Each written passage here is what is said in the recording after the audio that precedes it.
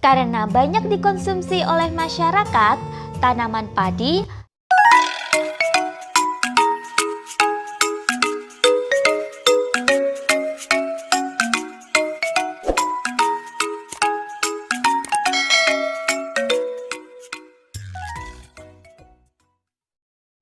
Bismillahirrahmanirrahim. Assalamualaikum adik-adik.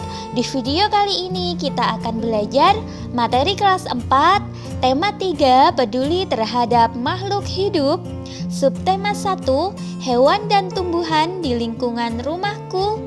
Pembelajaran 1. Padi adalah tanaman yang sangat penting di Indonesia. Padi menghasilkan beras. Banyak penduduk Indonesia yang mengonsumsinya.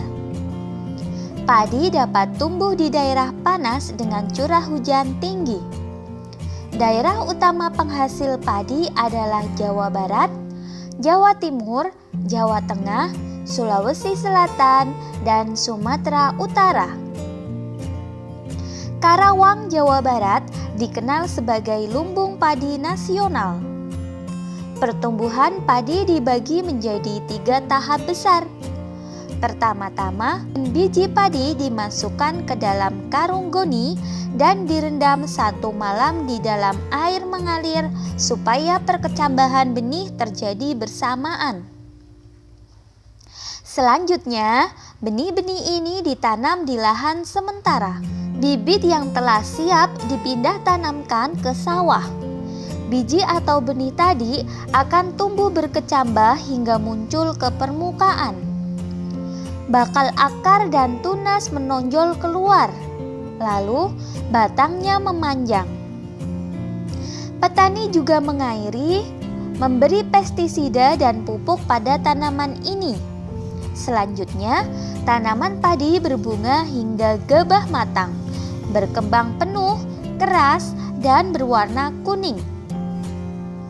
Gabah adalah bulir padi yang terbungkus dalam sekam atau kulit padi. Gabah ini nantinya yang akan dijadikan benih lagi. Tahap pertumbuhan padi berlangsung antara 110 hari hingga 130 hari. Setelah panen padi, gabah ditumbuk dengan lesung atau digiling sehingga sekam atau kulit padi terlepas dari isinya. Bagian isi inilah yang berwarna putih, kemerahan, ungu, atau bahkan hitam yang disebut beras. Selanjutnya, mari kita jawab bersama pertanyaan-pertanyaan berikut. Pertanyaan yang pertama, apa isi bacaan di atas? Oke, isi bacaan di atas yaitu tentang tahap pertumbuhan tanaman padi. Lalu untuk yang kedua, mengapa tanaman tersebut penting bagi masyarakat Indonesia? Ayo, apa tadi? Berdasarkan bacaan tersebut, tanaman padi penting bagi masyarakat Indonesia karena sebagian besar masyarakat Indonesia mengkonsumsi nasi sebagai makanan pokok. Lalu yang ketiga, di mana tanaman tersebut dapat tumbuh? Di mana tanaman tersebut dapat tumbuh? Ya, tanaman tersebut dapat tumbuh di daerah panas dengan curah hujan tinggi. Lalu yang keempat, berapa lama proses tanaman tersebut tumbuh? Proses tanaman tersebut tumbuh yaitu berlangsung antara 110 hari hingga 130 hari. Lalu yang kelima, apa yang dimaksud dengan gabah? Gabah yaitu bulir padi yang terbungkus dalam sekam atau kulit padi. Indonesia memiliki beragam tumbuhan yang dapat dimanfaatkan sebagai makanan pokok. Beras, sagu, dan singkong adalah beberapa di antaranya. Di daerahmu pasti banyak tumbuhan yang dapat dimanfaatkan. Ada mangga, pisang, seledri, tebu, dan lainnya. Pilihlah salah satu tanaman yang sering kamu manfaatkan dalam kehidupan sehari-hari. Tulislah pertanyaan sebanyak-banyaknya tentang tanaman tersebut. Pertanyaanmu harus dapat menjawab rasa ingin tahumu. Berikut diagram tentang pertumbuhan tanaman padi. Berdasarkan diagram tersebut, bagian mana yang paling penting? Mengapa? Dan apa dampaknya apabila bagian tersebut mengalami masalah? Berdasarkan diagram tersebut, bagian yang terpenting dalam tahapan pertumbuhan padi adalah bagian yang kedua. Karena pada masa tumbuh sangat menentukan untuk perkembangan selanjutnya. Jika pada fase yang kedua ini mengalami kegagalan, maka tanaman padi tidak bisa tumbuh. Karena banyak dikonsumsi oleh masyarakat, tanaman padi bisa saja berkurang jumlahnya. Oleh sebab itu, petani harus menjaganya. Berikut adalah beberapa cara untuk mempertahankan padi tetap dapat dinikmati masyarakat Indonesia. Yang pertama, menjaga bibit agar dapat ditanam kembali. Yang kedua, menjaga lahan pertanian. Jangan sampai lahan digunakan untuk kebutuhan lainnya. Misalnya, dijadikan untuk mendirikan bangunan. Lalu yang ketiga, menjaga kebersihan lingkungan sekitar. Sampah akan menyebabkan banjir. Apabila terjadi banjir, maka tanaman padi tidak akan tumbuh. Lalu yang keempat, saluran air dijaga agar tetap mengalir. Dan yang terakhir, penggunaan beras yang tidak berlebihan. Jumlah penduduk yang meningkat akan meningkatkan kebutuhan yang besar terhadap padi. Penggunaan beras sesuai dengan kebutuhan akan sangat membantu. Amati gambar berikut.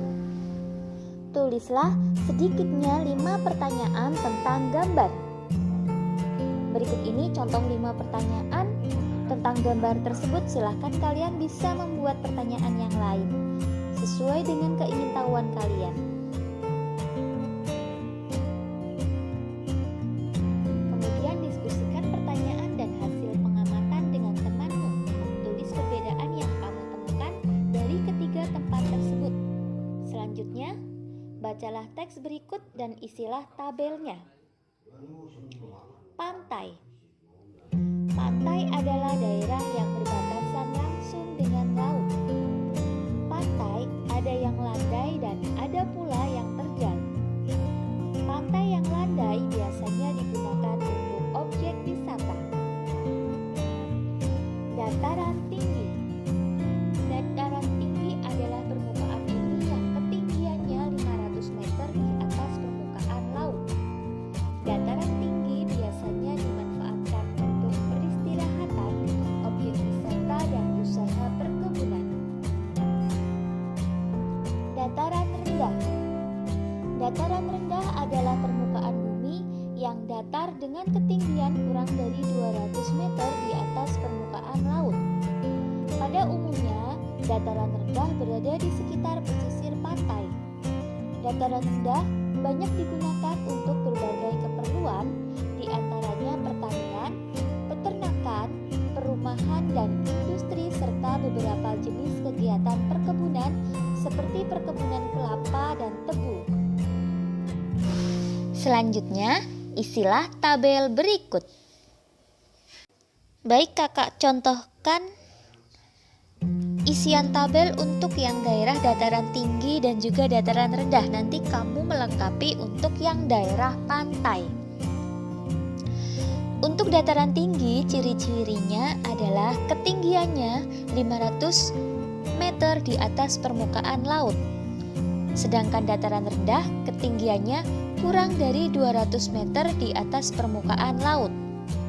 Kemudian, sumber daya alamnya untuk daerah dataran tinggi yaitu tanaman, sayuran, dan buah-buahan. Sedangkan untuk dataran rendah, hewan ternak, sayuran, dan buah-buahan juga. Lalu, manfaatnya daerah dataran tinggi sebagai tempat peristirahatan, objek wisata, dan juga perkebunan. Sedangkan dataran rendah bisa dimanfaatkan untuk pertanian, perkebunan, peternakan, dan juga industri. Mata pencahariannya, masyarakat yang ada di daerah dataran tinggi meliputi petani dan juga pekebun. Kemudian masyarakat yang ada di dataran rendah ada petani, karyawan, buruh, dan lain sebagainya. Berikutnya, tulislah pertanyaan sebanyak-banyaknya tentang karakteristik alam di mana tumbuhan pilihanmu hidup. Tambahkan pertanyaanmu ke dalam daftar pertanyaan sebelumnya. Nah, sekarang kamu memiliki daftar pertanyaan yang sangat banyak dan beragam mengenai tumbuhan yang kamu pilih. Serahkan daftar pertanyaan tersebut kepada gurumu. Alhamdulillah, sekian video pembelajaran kali ini. Semoga bermanfaat. Banyak kekurangan kakak mohon maaf. Selamat belajar dan tetap jaga kesehatan. Semoga senantiasa mendapatkan kemudahan dari Allah Subhanahu wa Ta'ala. Wassalamualaikum warahmatullahi wabarakatuh.